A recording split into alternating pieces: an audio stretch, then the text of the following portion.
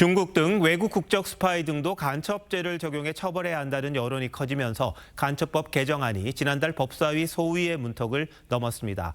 그런데 민주당이 돌연 속도 조절에 나서면서 정기국회 통과가 불투명해졌습니다. 법안에 반대하는 건 아니라는데 진짜 그런 건지 황정민 기자가 취재했습니다.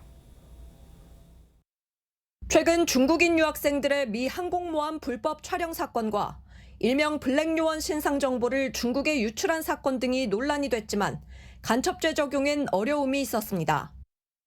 간첩죄가 규정하고 있는 적국이 70년 넘게 사실상 북한으로 한정돼 있었기 때문입니다.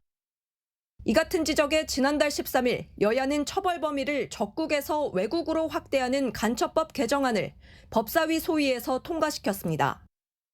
앞서 민주당이 간첩법 통과를 막고 있다는 국민의힘 한동훈 대표 주장에 민주당은 사실이 아니라고 반박하기도 했습니다. 외국도 간첩죄를 적용할 수 있어야 한다라 발언하는 등 법 개정에 앞장선 것은 민주당 의원들입니다. 하지만 돌연 기류가 달라졌습니다. 반대하는 건 아니라면서도 수사기관에 의한 인권 침해 소지가 있다며 신중해야 한다는 겁니다. 법을 악용할 가능성에 대한 충분한 검토가 필요하지 않나? 그걸 막는 장치가 필요하다. 국민의힘은 민주당이 민변 등의 눈치를 보느라 국익을 포기했다고 비판했습니다. 민노총, 민변 같은 진영의 눈치를 본 거라고밖에 저는 생각하기 어렵습니다. 민주당 원내지도부 한 관계자는 여러 시민단체로부터 재논의해야 한다는 문제 제기가 있었다고 했습니다.